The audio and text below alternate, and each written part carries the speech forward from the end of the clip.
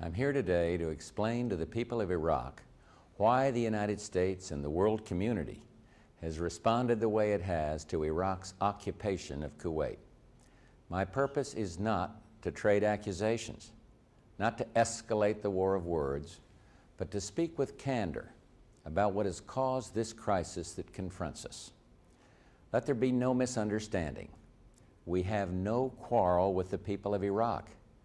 I've said many times, and I will repeat right now, our only object is to oppose the invasion ordered by Saddam Hussein.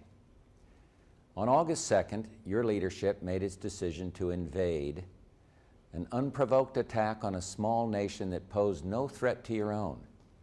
Kuwait was the victim, Iraq the aggressor, and the world met Iraq's invasion with a chorus of condemnation, unanimous resolutions in the United Nations. 27 states, rich and poor, Arab, Muslim, Asian, and African, have answered the call of Saudi Arabia and free Kuwait, and sent forces to the Gulf region to defend against Iraq. For the first time in history, 13 states of the Arab League, representing 80% of the Arab nation, have condemned a brother Arab state. Today, opposed by world opinion, Iraq stands isolated and alone. I do not believe that you, the people of Iraq, want war. You've borne untold suffering and hardship during 8 long years of war with Iran, a war that touched the life of every single Iraqi citizen, a war that took the lives of hundreds of thousands of young men, the bright promise of an entire generation. No one knows better than you the incalculable costs of war, the ultimate costs when a nation's vast potential and vital energies are consumed by conflict. No one knows what Iraq might be today, what prosperity and peace you might now enjoy had your leaders not plunged you into war. Now, once again, Iraq finds itself on the brink of war. Once again, the same Iraqi leadership is miscalculated. Once again, the Iraqi people face tragedy. Saddam Hussein has told you that Iraqi troops were invited into Kuwait. That's not true. In fact, in the face of far superior force, the people of Kuwait are bravely resisting this occupation. Your own returning soldiers will tell you the Kuwaitis are fighting valiantly in any way they can. Saddam Hussein tells you that this crisis is a struggle between Iraq and America. In fact, it is Iraq against the world. When President Gorbachev and I met at Helsinki, we agreed that no peaceful international order is possible if larger states can devour their neighbors. Never before has world opinion been so solidly united against aggression.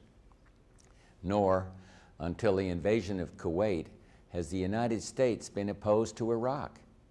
In the past, the United States has helped Iraq import billions of dollars worth of food and other commodities. And the war with Iran would not have ended 2 years ago without U.S. support and sponsorship in the United Nations. Saddam Hussein tells you the occupation of Kuwait will benefit the poorer nations of the world. In fact, the occupation of Kuwait is helping no one and is now hurting you, the Iraqi people, and countless others of the world's poor. Instead of acquiring new oil wealth by annexing Kuwait, this misguided act of aggression will cost Iraq over $20 billion a year in lost oil revenues. Because of Iraq's aggression, hundreds of thousands of innocent foreign workers are fleeing Kuwait and Iraq. They are stranded on Iraq's borders without shelter, without food, without medicine, with no way home. These refugees are suffering, and this is shameful. But even worse, others are being held hostage in Iraq and Kuwait. Hostage-taking punishes the innocent and separates families. It is barbaric. It will not work, and it will not affect my ability to make tough decisions. I do not want to add to the suffering of the people of Iraq. The United Nations has put binding sanctions in place not to punish the Iraqi people, but as a peaceful means to convince your leadership to withdraw from Kuwait. That decision is in the hands of Saddam Hussein. The pain you now experience is a direct result of the path your leadership has chosen. When Iraq returns to the path of peace, when Iraqi troops withdraw from Kuwait, when that country's rightful government is restored, when all foreigners held against their will are released, then and then alone will the world end the sanctions. Perhaps your leaders do not appreciate the strength of the forces united against them. Let me say clearly, there is no way Iraq can win. Ultimately, Iraq must withdraw from Kuwait. No one, not the American people, not this president, wants war. But there are times when when all countries who value the principles of sovereignty and independence must stand against aggression.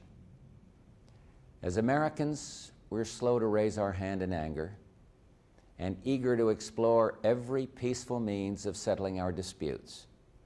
But when we have exhausted every alternative, when conflict is thrust upon us, there is no nation on earth with greater resolve or stronger steadiness of purpose. The actions of your leadership have put Iraq at odds with the world community. But while those actions have brought us to the brink of conflict, war is not inevitable. It is still possible to bring this crisis to a peaceful end. When we stand with Kuwait against aggression, we stand for a principle well understood in the Arab world. Let me quote the words of one Arab leader, Saddam Hussein himself.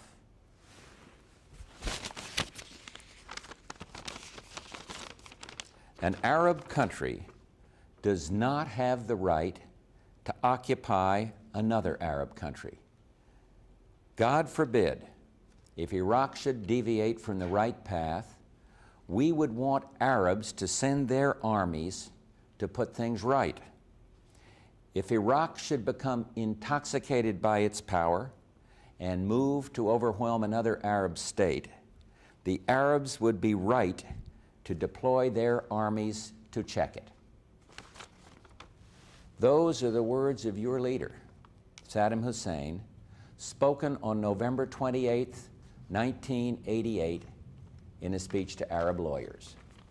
Today, 2 years later, Saddam has invaded and occupied a member of the United Nations and the Arab League.